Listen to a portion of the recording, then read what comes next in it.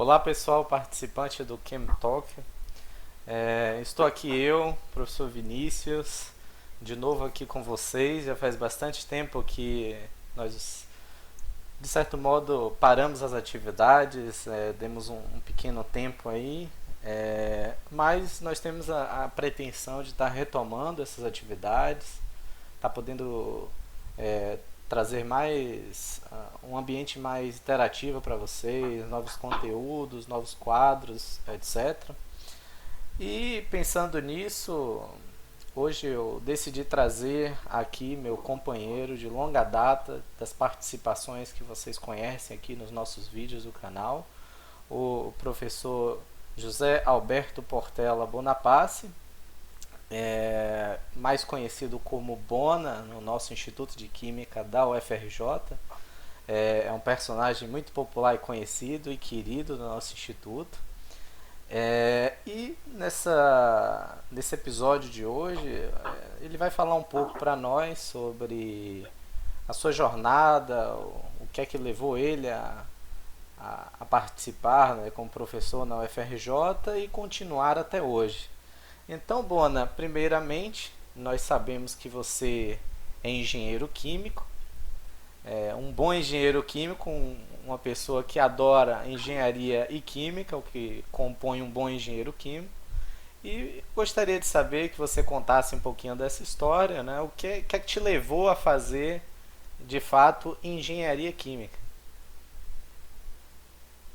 O que eu posso dizer é que eu, desde pequeno, aliás, antes de tudo, eu desejo a todos que estão nos assistindo uma boa assistência e que se divirtam com o que nós estamos fazendo. E o que eu posso dizer é que o meu interesse científico começou cedo. Eu sempre tive uma curiosidade enorme de querer saber como é que as coisas funcionam. Eu garoto pequeno, ia para a rua e fascinava-me com uma série de coisas. Duas coisas, no começo, sempre me fascinaram, que eram os lampiões de luz que existiam no Rio de Janeiro, alguns com formatos muito bonitos que iluminavam a nossa rua, e também nos postes tinham presos escadas. Essas escadas tinham uma finalidade para quando viesse alguém para consertar a rede elétrica e a instalação telefônica, eles utilizavam a escada para essa finalidade. Então eu era fascinado pelas lâmpadas e pelas escadas. E por qualquer novidade que eu encontrava, assim, eu via. O meu pai era militar, ele começou na arma de cavalaria, depois ele fez cursos técnicos e ele chegou a ser subcomandante do IME. Isso mais ou menos em 1959, por aí. Mas antes, eu já ia lá porque foi desde 5, 6 anos de idade, meu pai me levava lá para o IME, o Instituto Militar de Engenharia, onde ele era professor e pioneiro no estudo no Brasil de antenas, radar e radiopropagação. E houve até um estigma muito forte, que meu pai era o coronel Bonaparte e eu era o filho do Bonaparte. Meu pai, intimamente pelos colegas, era chamado de Bona, e eu passei a ser chamado de Bona, e nunca assumi, assim, profissionalmente, o nome de José Alberto. Na realidade, quando eu ligo aqui para casa chamando José Alberto, eu já sei que é alguma conta, ou então para oferecer algum serviço. Então, meu estigma nesse sentido foi muito forte. E meu pai foi comigo uma pessoa dura, em certo sentido, porque ele era militar, mas ele dizia uma coisa: eu não tenho muita paciência para te explicar as coisas, mas você vai ter que encontrar os seus caminhos. E ele era uma pessoa muito generosa nesse sentido de assinar revistas, trazer literatura para mim, e eu comecei a acompanhar o trabalho do meu pai. Também me interessei por uma outra coisa que ele fazia, que eu com 6 anos de idade eu ganhei uma máquina fotográfica daquela chamada caixão. E com isso comecei a tirar fotografias que a gente mandava revelar e ampliar, copiar, e eu me interessava por esse processo. E naquela época que eu fui lá para o IME com meu pai, eu interagi com Gaetano Nappi, que era o chefe da seção de aerofotogrametria, ou seja, fotografia aérea. E lá eu aprendi também a revelar e fixar filmes e processar esse material, a usar o ampliador, a fazer ampliações e tudo. E fora uma série de fatos sobre o funcionamento dos filmes e a química que era envolvida nisso.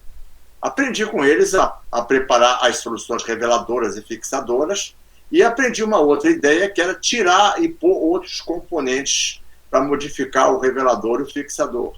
E com isso eu aprendia uma série de coisas. E via que a história do inventor quer mexer em tudo, mas às vezes não é tão fácil. E realmente os químicos e engenheiros da Kodak que inventaram essas soluções fizeram muitas experiências, tinham muito conhecimento. Então qualquer coisa que fugia daquilo, os resultados eram horrorosos. Mas isso foi o lado que me trouxe um pouco para a química. Mas a eletrônica foi muito forte. Na realidade, eu já acompanhei, na realidade, em 58, 59, quando veio o transistor para o Brasil, aprendi uma série de coisas sobre aquilo, vi o primeiro rádio transistor em 1962, que ele começou a ser fabricado em 58, 59, mas naquela época demorava muitas coisas a vir para o Brasil. Vi o controle remoto da televisão, que eu não sabia como funcionava, mas depois eu fui descobrir, até concebi uma maneira daquilo funcionar, e sempre me interessava os circuitos eletrônicos para essa parte, e eu, a partir de 13 anos, comecei a construir os meus circuitos a válvula. E com 14 anos eu ganhei um prêmio da Feira das Ciências do colégio, que eu, com a sucata do meu pai, eu construí um receptor regenerativo que conseguia ter uma tarefa muito difícil, separar muito bem as estações. Isso foi montado na Feira de Ciências, todos escutaram o rádio falando, fizeram perguntas e foi um sucesso absoluto. Eu ganhei até um prêmio na época por conta disso. Ou seja, depois eu comecei com a parte de áudio, que é a parte que sempre me interessou.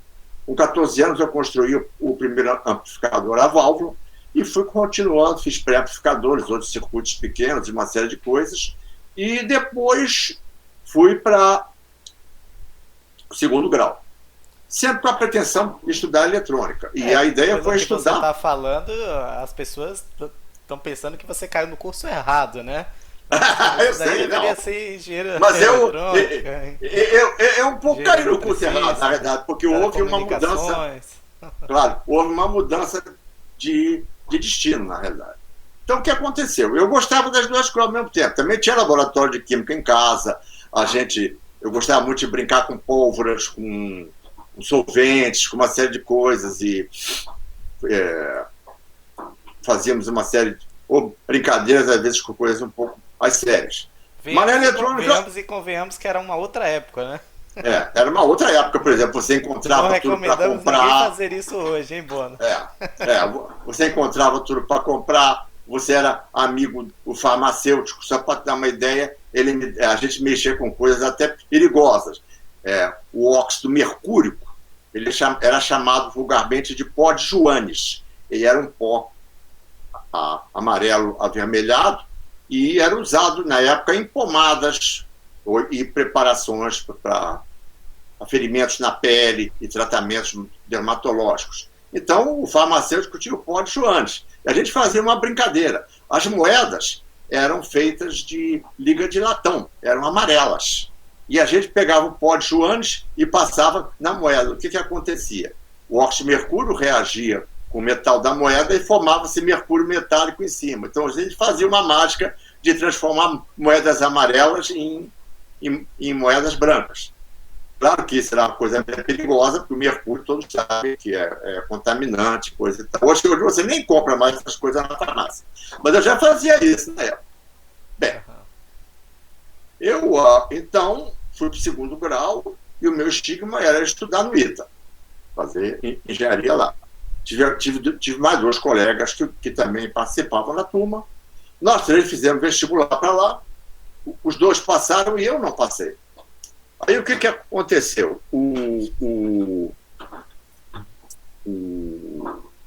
A questão é que na época era muito engraçado. E o que nós... Opa, não sei porque apagou minha tela aqui. Parece que ficou um pouco ruim a imagem, acho que está com problema de conexão. Mas aí eu consigo te ver. Mas aí, então, o que aconteceu? Eu fiz vestibular para o ITA e fui reprovado numa coisa que é um dos meus problemas até hoje. Eu sou um péssimo desenhista. E aí vem a história engraçada. Naquele tempo, o vestibular do ITA tinha vista de prova. Então eu fui conversar com o brigadeiro. E o brigadeiro olhou comigo a épura. E a épura era aquele desenho de geometria descritiva, que é uma técnica de projeção de imagens que você projeta em diferentes planos e você tem uma ideia do sistema. O pessoal que estuda arquitetura hoje em dia ainda estuda isso, poucos da engenharia estudam, mas naquela época era uma coisa de lei, uma coisa de grande importância. No tempo que existiam as pranchetas de desenhista e nem se sonhava com computador. Então eu fui lá, conversei com o brigadeiro e disse: brigadeiro, a minha épora está certa, só vê que esse raio está certo, essa reflexão está certa, está tudo correto. O brigadeiro olhou para mim, fez uma cara assim, meia risonha e disse: dá para conversar que o senhor entendia, o senhor sabia o assunto. Só que com esse desenho horroroso que o senhor tem, o senhor jamais vai poder ser um engenheiro do ITA.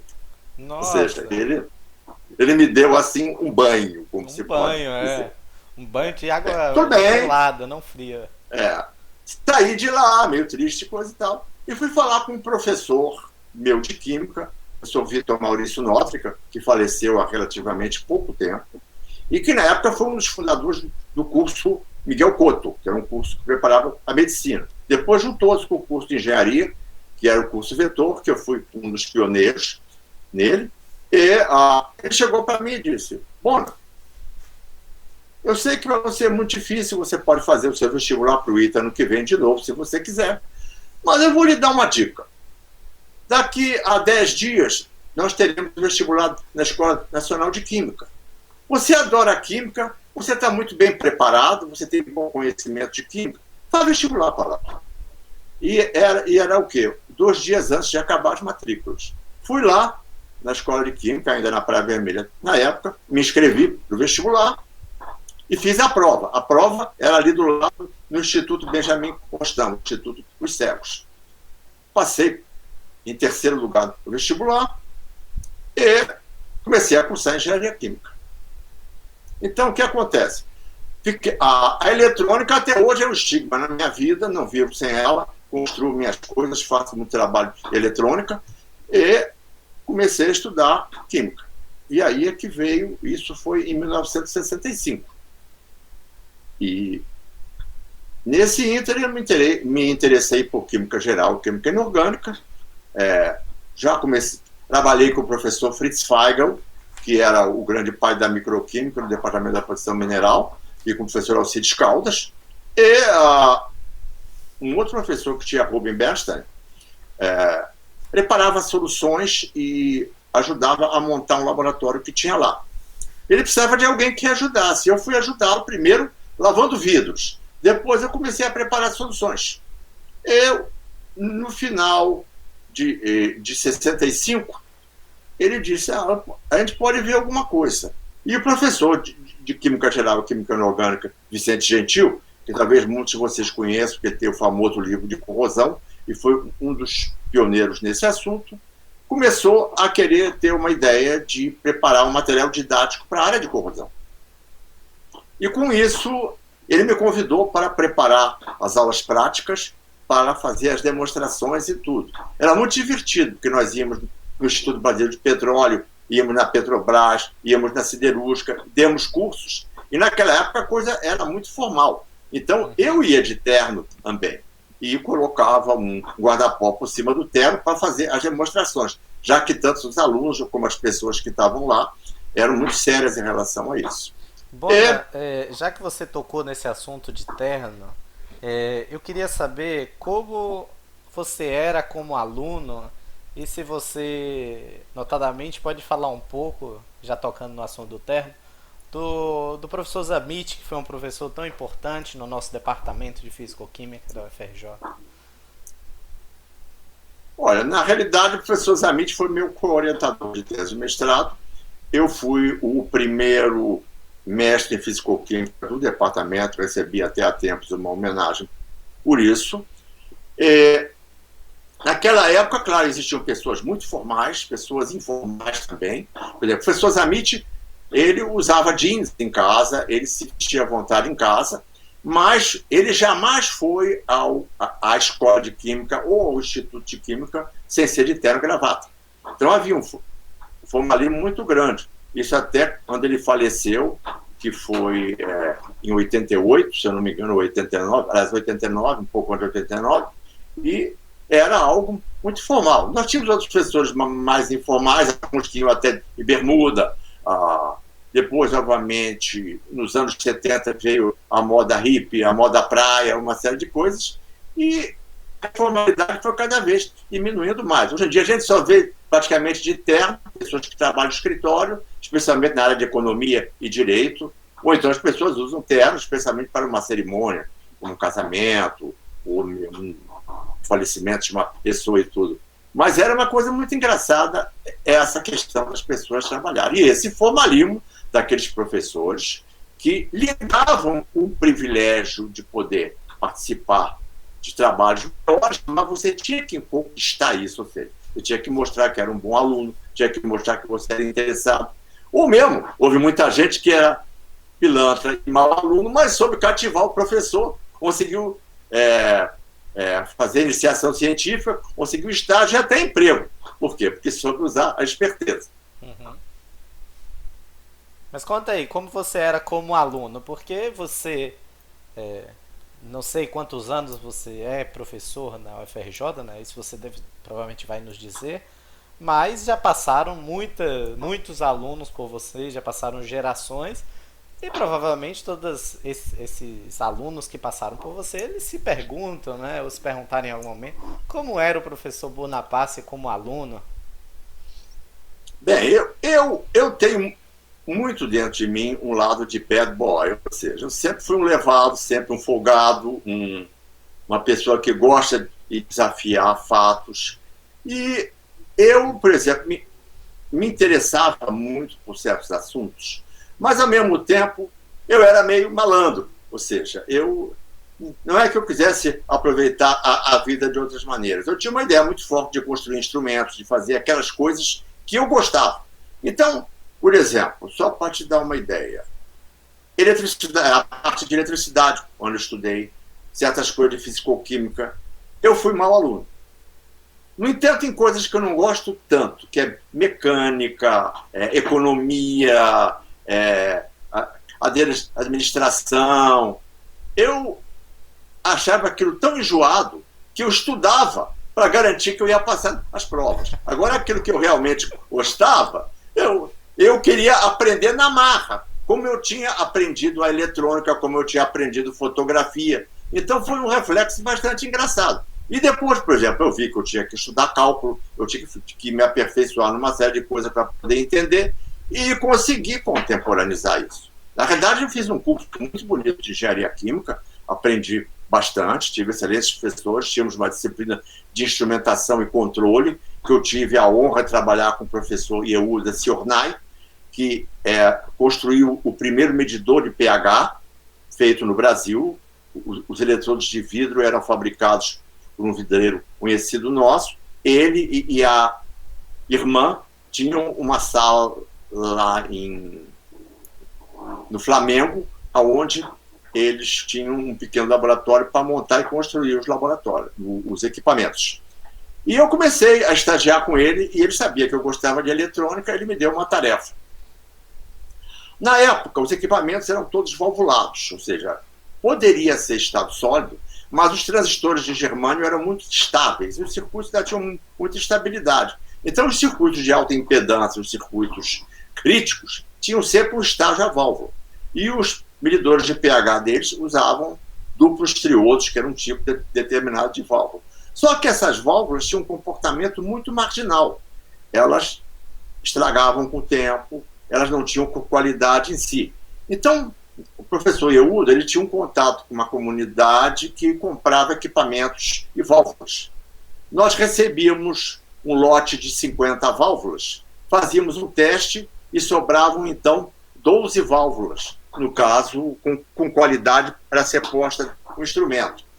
E eu construí, na época, um pequeno aparelho para testar e caracterizar. Opa, não sei porque deu uma escurecida aqui. Voltou. Nós estamos te vendo. Mas você estava de. Eu acho que é coisa. O meu computador. Ou então, sei lá. a fonte tá tudo certo, mas não tem problema, vamos continuar.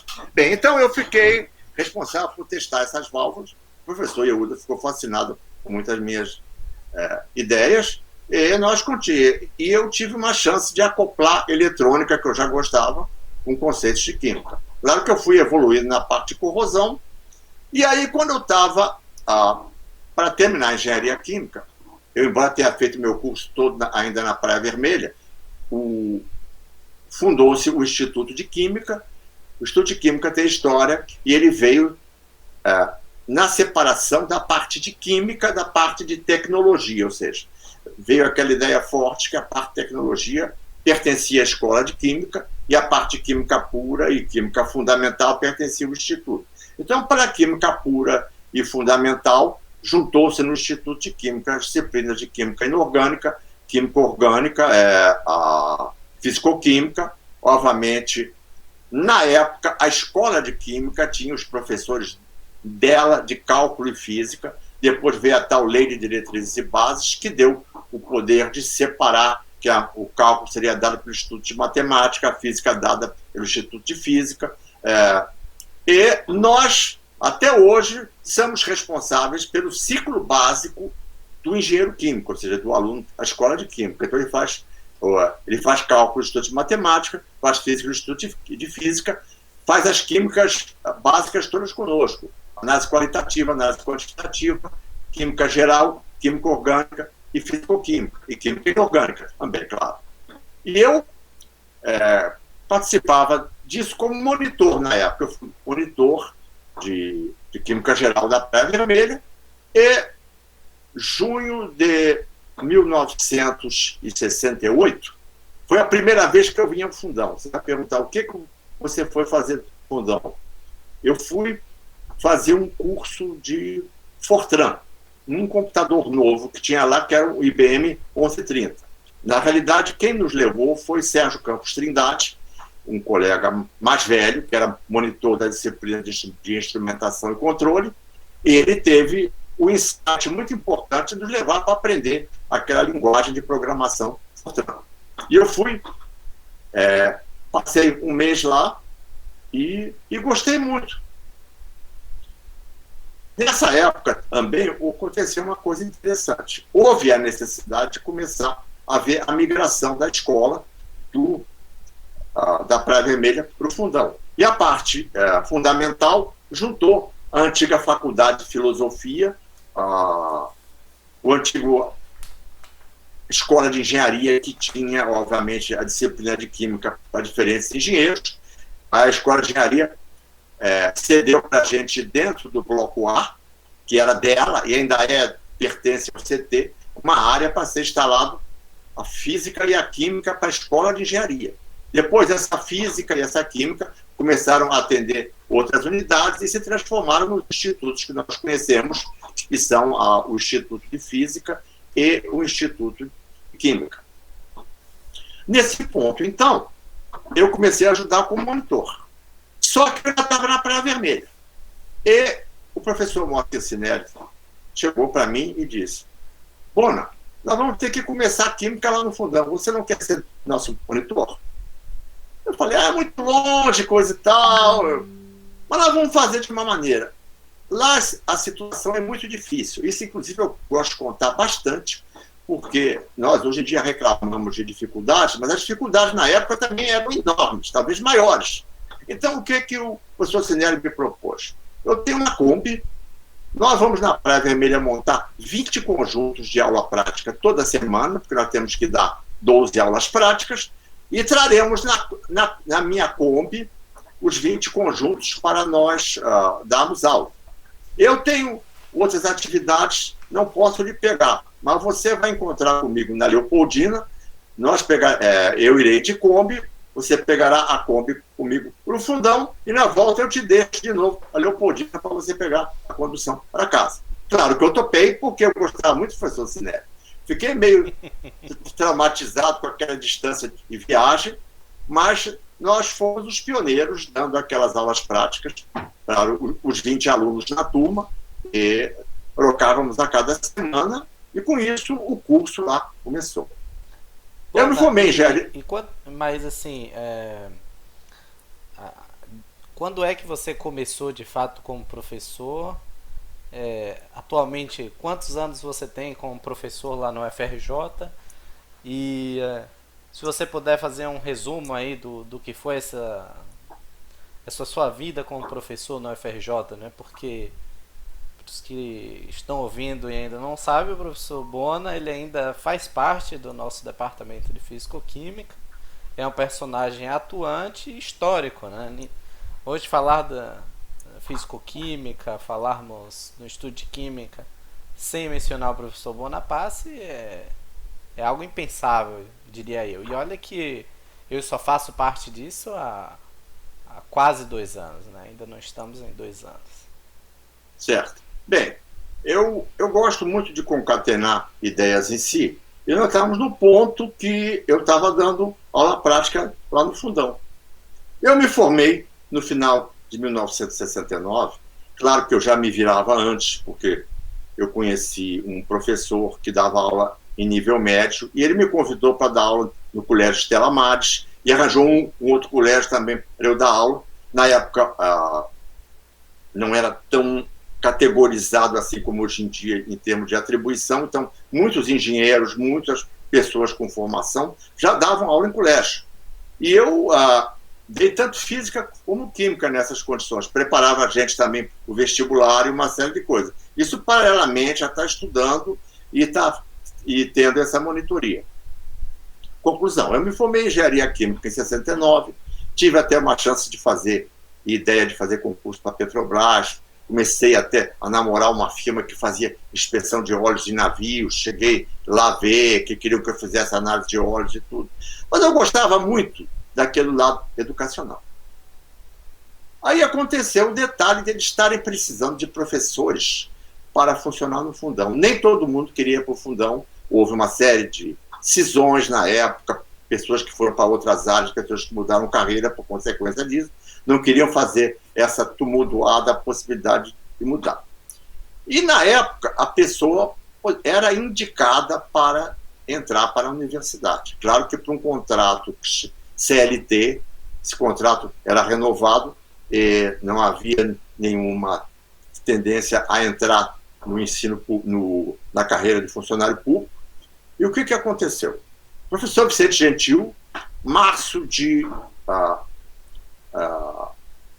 70, eu formei em dezembro de 69, março de 70, ele me convidou para ser auxiliar de ensino na universidade. Eu comecei a dar aula, claro que a leite de pato, porque não recebia pagamento nem nada.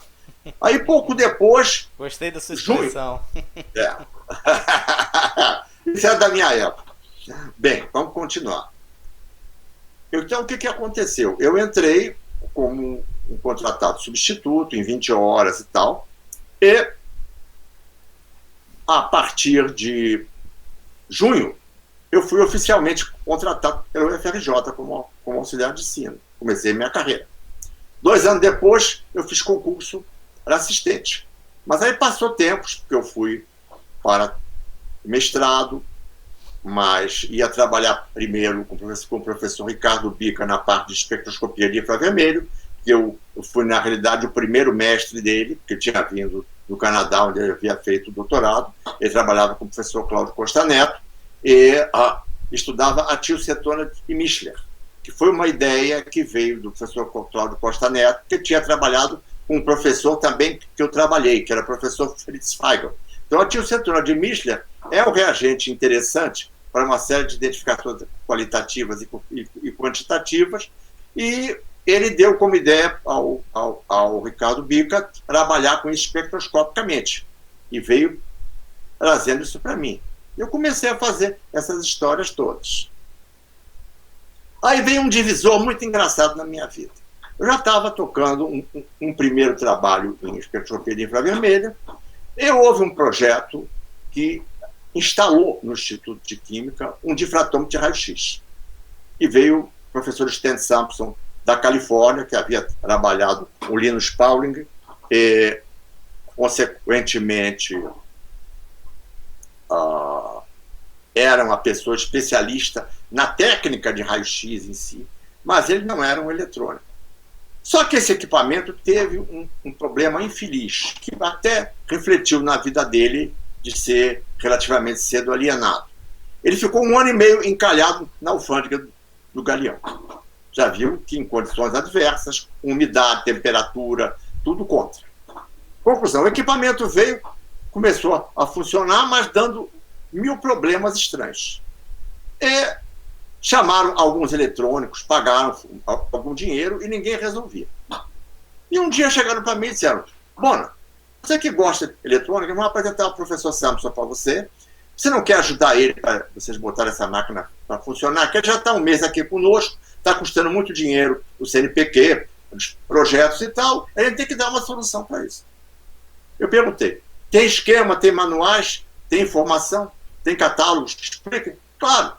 Aí eu comecei a conversar com o professor, abrimos a fonte de alta voltagem, abrimos o sistema de detecção, localizamos vários componentes que a umidade tinha estragado. Ele havia trazido alguns dos Estados Unidos, outros nós compramos na loja de eletrônica lá da República do Líbano, trocamos aquilo tudo e em menos de 1 semana o equipamento estava completamente operacional. A alegria foi muito grande e o professor Sampson chegou para mim e disse: Poxa, você é um cara legal, sabe muito eletrônica, gosta dessas coisas, está estudando química também, se interessa por estrutura molecular. Você não quer aprender cristalografia no Caltech, na Califórnia? Eu cheguei para ele. Claro que eu gostaria, só que eu estou fazendo meu mestrado, já estou com algum assunto aqui tocando. Então nós fomos conversar com o professor Bica e conversamos também com outras pessoas que vieram da época ligadas ao projeto, o professor Manuel da Frota Moreira, que deu origem à Fundação José Bonifácio, a nossa universidade de pesquisa, o professor Líbero Antonácio e outros também ligados ao projeto CNPq-NAS, e levantaram a seguinte possibilidade: que eu poderia ir para a Califórnia, fazer a parte experimental do trabalho lá, aprendendo a técnica de difração de raio-x, e depois defenderia a tese no Brasil. Foi uma coisa louca, porque isso não era previsto politicamente, legalmente, em nada. Na realidade, eu fui o primeiro mestre sanduíche do CNPq. Nossa, isso Ah. você nunca tinha me contado. Mas então, vamos continuar a coisa. O que aconteceu? Eu, agosto de 74, numa loucura total de prazos, peguei um dinheiro do bolso, consegui comprar uma passagem de ida para a Califórnia, já que o CNPq não tinha nenhuma condição de me dar bolsa e dar nada. Mas consegui afastamento do país, que na época era um negócio complicado, porque tinha o DOPS ainda vigente, tive que ter uma documentação toda que eu não tinha nenhuma conotação política, nem nada criminoso, nem nada ligado à atitude que eu ia fazer lá. Isso deu trabalho, mas eu consegui me liberar e fui em agosto de 75. Porque eles disseram que se você chegar dia 1º de setembro de 75, já está terminado matrículas e período e não poderíamos receber. Conclusão, eu fui para lá, na época eu conheci Linus Pauling, conheci outros prêmios Nobel também, conheci Richard Feynman, o físico, e até eu me lembrei há pouco tempo que eu cheguei aí a uma conferência do Shockley, um dos inventores do transistor, que era uma pessoa muito polêmica, porque ele tinha teorias difíceis sobre a raça humana, e foi muito contestado por isso. Ele foi considerado uma pessoa muito negativa, que na realidade queimou a carreira dele por consequência disso. Mas era um fantástico experimentador. Claro que Shockley eu não conheci, mas porque ele era uma pessoa muito badalada na época, já prêmio Nobel, com essas coisas todas. Mas eu cheguei aí à conferência. Então foi uma coisa muito interessante, porque foi uma experiência de vida. Eu fiz 2 estruturas cristalinas, aprendi a técnica e voltei para o Brasil a trabalhar com equipamentos nessa área. Aí chegamos a fazer alguns trabalhos, chegamos a iniciar algumas coisas com equipamento, mas o equipamento tinha aquele Então você se tornou problema. um cristalógrafo.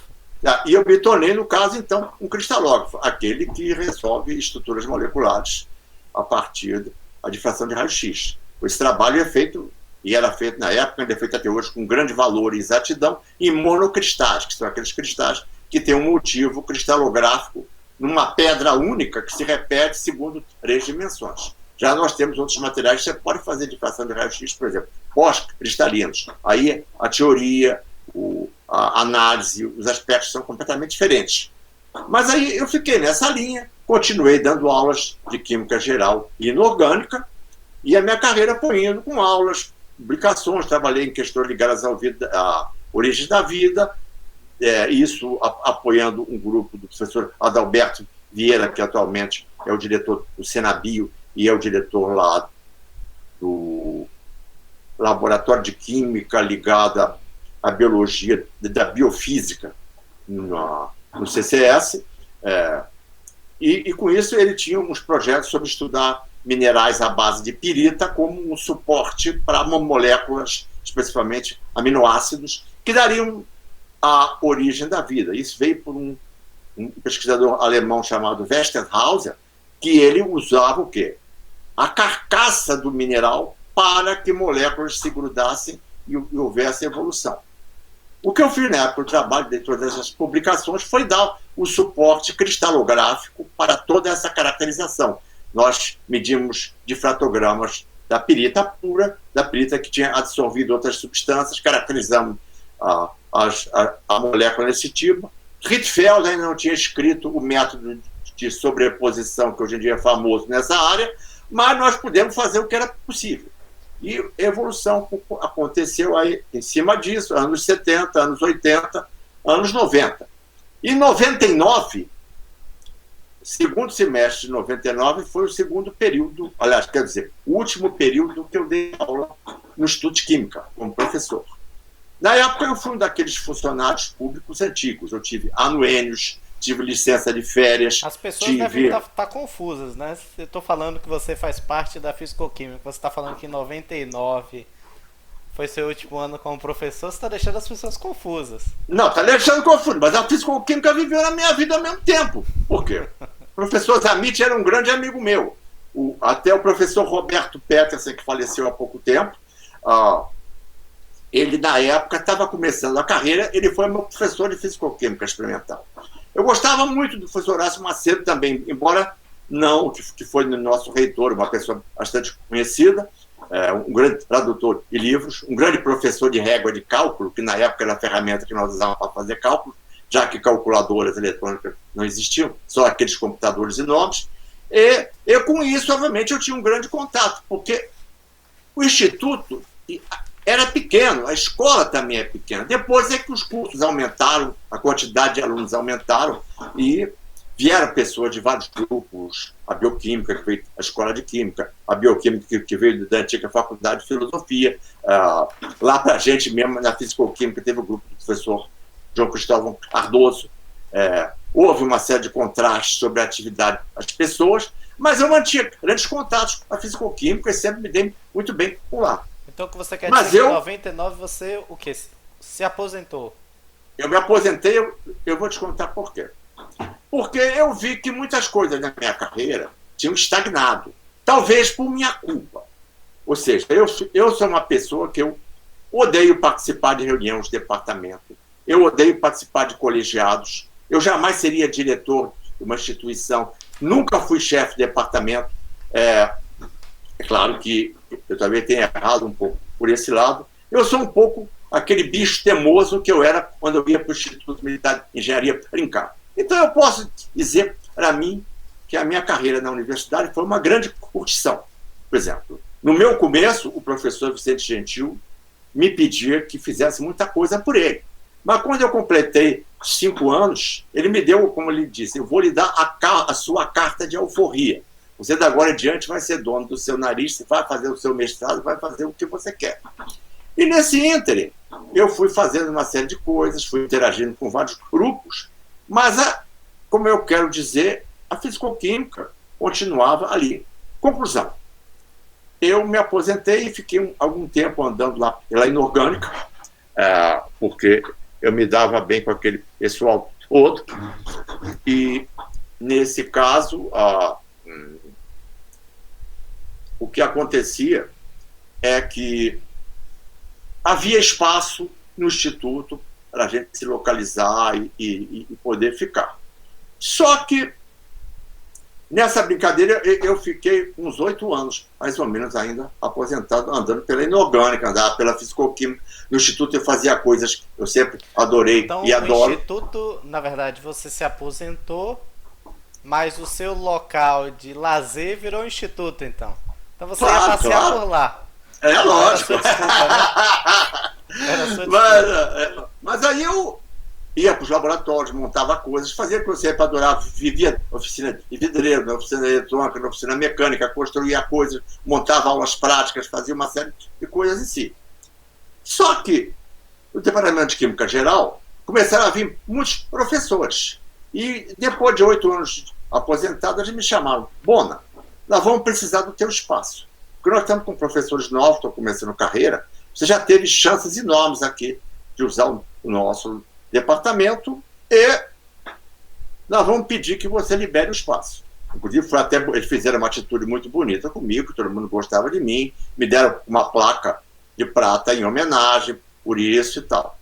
E eu continuava pelo Instituto, mas tem sala e lugar para eu colocar as minhas coisas. Eu, na realidade, você sabe muito bem, eu sou um grande juntador de bagulhos e de coisas. Eu tenho que viver com frasco de reagente químico do meu lado, eu tenho que viver com ferramentas do meu lado, eu tenho que viver com um bando de fio aqui na mesa, controle remoto, lápis, canetas, o diabo, sempre juntos. E eu tenho esse espaço. Conclusão, perdi o espaço para botar minhas coisas. E na época a professora Cássia era a diretora do Instituto. Claro que eu tenho uma série de outras histórias a contar em relação a ela, de como ela veio para cá para a gente, mas isso fica para uma outra ideia. E o que aconteceu? Conversa vai, conversa vem. Ela foi conversar com o pessoal da Fisicoquímica e eles disseram: nós temos o maior prazer que o Bonaparte venha para cá, o Bona, ocupe um espaço, mas nós vamos pedir uma contrapartida, que ele dê aulas práticas de Fisicoquímica. Eu disse: tudo bem, não tem problema. Aí eu, de 11 anos, ou 12 anos, era 11, 12 anos para cá, estou no departamento de Fisicoquímica, com aquela carga horária que eu tenho de todas as segundas-feiras e eventualmente nas quartas-feiras da aula de laboratório. Obviamente é um filé mignon numa coisa que eu adoro fazer. E com isso eu continuo lá até hoje e digo: o Instituto de Química é a minha segunda casa. Bom, nós ficamos muito felizes em ouvir essas palavras, né? Acho que as pessoas estão percebendo que para estar tanto tempo aposentado e continuar trabalhando efetivamente é porque a gente não somente gosta, mas a gente tem uma paixão e um apreço por aquilo que a gente faz e pelas pessoas que nos circulam, né? Então, queria dizer que eu me sinto muito feliz em ter você como colega de departamento. Você é uma pessoa que me motiva bastante, que me inspira em muitos aspectos. E já falando nesse contexto, eu queria que você olhasse, né, para as pessoas que estão ou cursando ou pretendem cursar cursos de química, engenharia, né, os que queiram fazer parte da UFRJ ou que já estejam na UFRJ, as pessoas que estejam aí te assistindo e que possa, né, de certo modo, dar algumas palavras de perspectivas futuras ou de motivações para o que é interessante para elas, na vida delas. Eu acredito, né, para mim o mais importante é você ser feliz. Quando você é feliz e você faz o que você gosta, no final das contas você é realizado. Mas, como hoje você é o nosso entrevistado, eu quero ouvir de você. Bem, vamos continuar então. A ideia toda é o seguinte: eu vejo que muitas coisas mudaram nos tempos que eu tive por lá. Você vê mesmo, os nossos professores todos usarem terno, de eu ter ido para os Estados Unidos com jeans, cheguei lá, isso em 75, todo mundo começou a olhar torto para mim. Alguém me chamou para o canto e disse: meu amigo, essa roupa aí de jeans, nós aqui nos Estados Unidos só usamos para trabalhar no jardim, para fazer faxina em casa e para... Aqui normalmente o que se usa é uma calça de brim e um outro tipo de roupa. Conclusão: Eu tive que ir numa loja lá comprar roupa para me adequar. Aí, naquela época, também ninguém usava sapato de tênis para outra coisa que não fosse esporte. E nós, no Brasil, já usávamos tanto jeans como sapato de tênis. Então, eu lá também encostei o sapato de tênis. E quando eu voltei para o Brasil, eu achei bastante estranho o que as pessoas usavam. Mas voltei de novo a me acostumar. Hoje em dia, vamos supor, só uso sapato de tênis e o meu jeans como roupa, mas vejo que haviam esses contrastes, ou seja, realmente as pessoas deram, os jeans vieram dos Estados Unidos, mas era uma coisa usada para trabalhar em jardim, para outras finalidades, para o pessoal que era obreiro, que ia trabalhar em indústria, que ia fazer essas coisas. Então, esses contrastes são muito engraçados. Nesse ponto de vista, grandes mudanças aconteceram. Vocês veem, os computadores, quando eu aprendi Fortran, eu aprendi numa máquina de 8K de memória, ou seja, 8.000 posições de memória, que depois foi carissimamente aumentada para 32.000. Hoje em dia, qualquer computador que nós temos aí tem de 4 a 8 GB de memória, ou seja, 10 elevado a 9. Ou seja, esse ponto cresceu, a velocidade das máquinas também cresceu, porque você vê, a consequência é que você processa vídeo, processa sinais de alta frequência, processa uma série de coisas hoje em dia, através do computador em tempo real, sem retardo marcante. Então, as tecnologias todas, os instrumentos mesmo, há evoluções, por exemplo, que o primeiro grande instrumento do químico para as suas análises foi o termômetro. O segundo grande instrumento foi uma técnica que foi inventada por um físico e se tornou uma possibilidade de obter-se impressão digital à molécula, foi a ressonância nuclear magnética. Os químicos souberam muito bem aproveitar o deslocamento de frequência para caracterizar grupamentos nas moléculas. É claro que descobriram que isso também tinha uma correlação com a estrutura molecular, especialmente com a química teórica, e foi possível prever deslocamentos químicos por cálculos teóricos.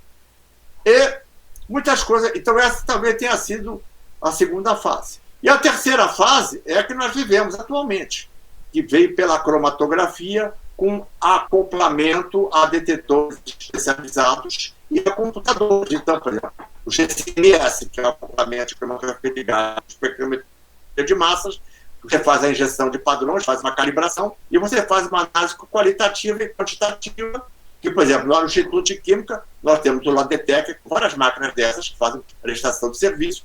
Começou inicialmente pela análise da urina de jogadores e a descoberta de anabolizantes nesse material. Isso foi de grande importância e depois foi muito bem reativado durante a última Olimpíada essas análises. Ou seja, o equipamento que existe no Instituto de Química é um grande trunfo que nós temos instalado. Então vocês vejam que as coisas mudaram muito.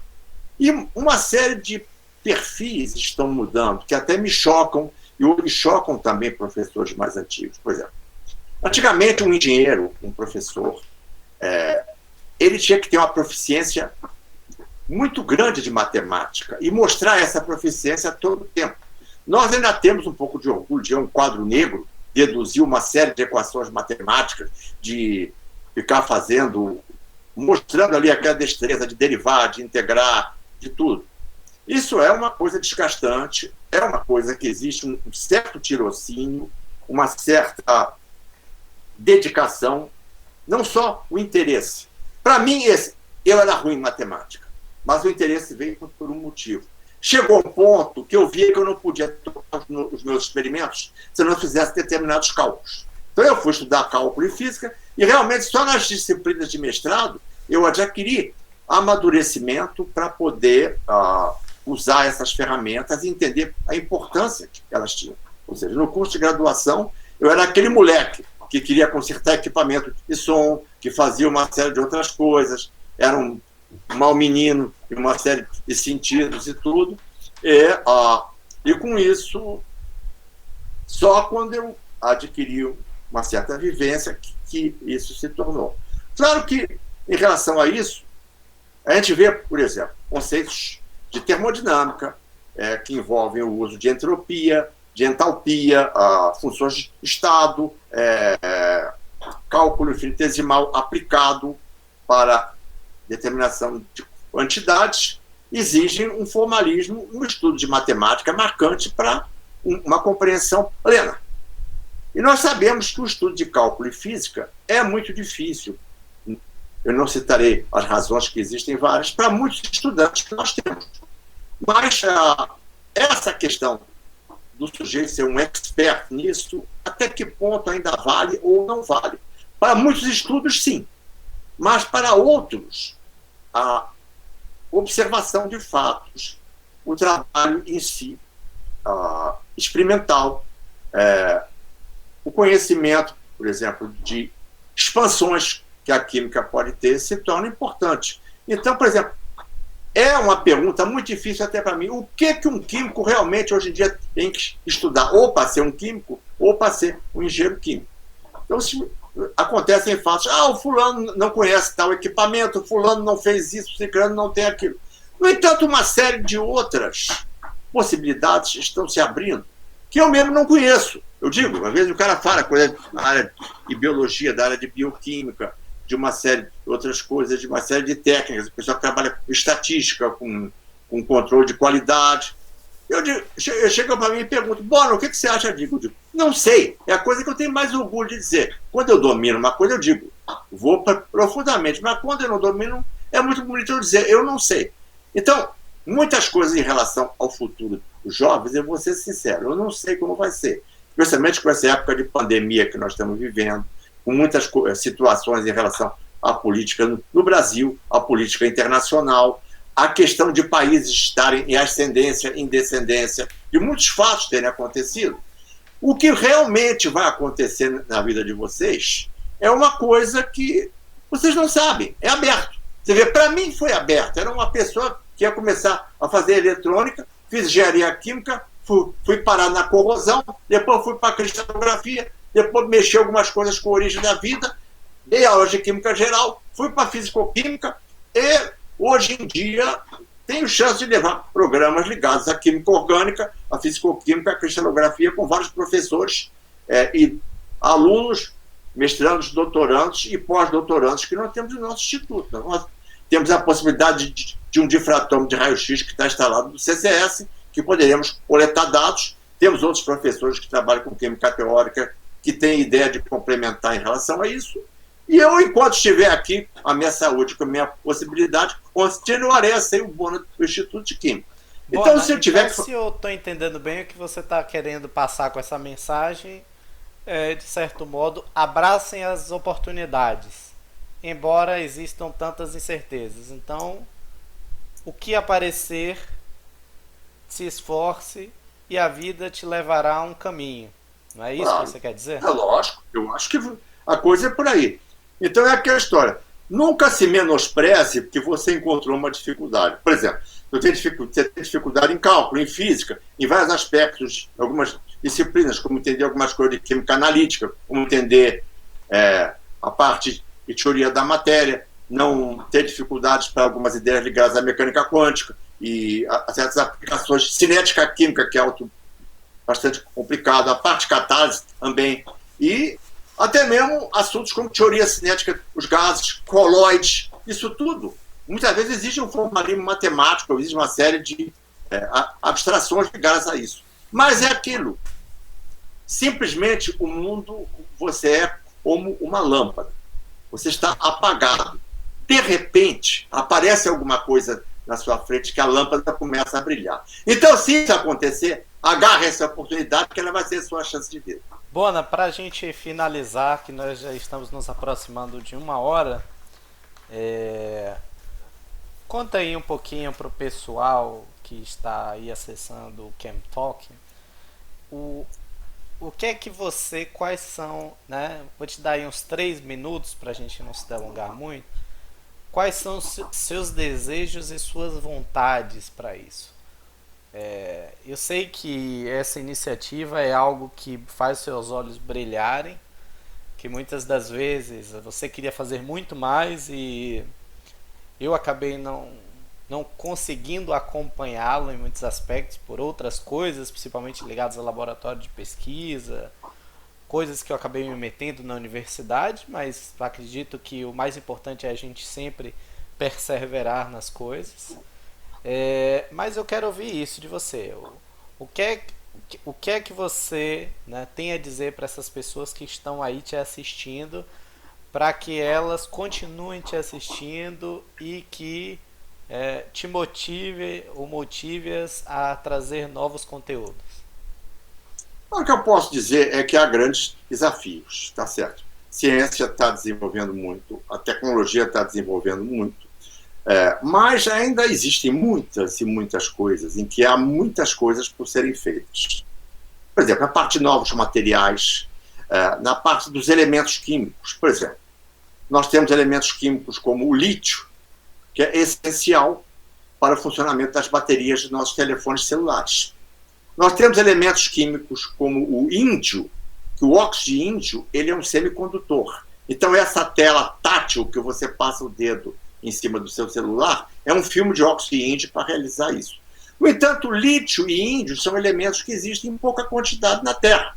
E muitas vezes o preparo é difícil e complicado, sai praticamente como subproduto de algumas minerações. O lítio é mais generoso por um lado, mas tem minerais silicatados que para você tirar o lítio é bastante difícil. Então, ainda existe uma série de desafios. Por exemplo, na parte de energia, há um enorme desafio, porque nós sabemos que a energia eólica, se não tiver vento, não funciona. A energia solar exige a tecnologia de alguns semicondutores, em que a química é essencial para preparar esses materiais em si. Outras técnicas, por exemplo, a supercondutividade aplicada à levitação magnética, em que nós temos o maglev, que é o trem de levitação magnética, fazendo uma pequena linha lá na COP, as pessoas podem viajar nele.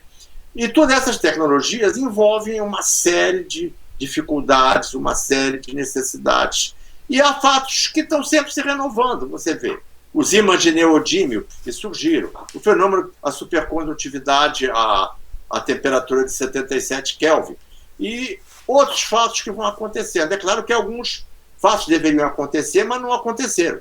E, apesar de todo mundo achar e dizer já está tudo feito, eu não tenho mais nada para fazer, eu acho que ainda há muito por fazer. É a questão de um estudante, de uma pessoa que se interessa por um assunto, se identificar com aquilo e aproveitar as oportunidades que surgem em consequência disso. Aí o tempo, o fato, e muitas vezes, numa condição que você não imagina tanto, as coisas acontecerão.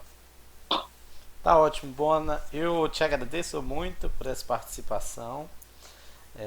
Estamos encerrando aqui esse quadro de hoje, que eu acho que foi muito produtivo para todo mundo.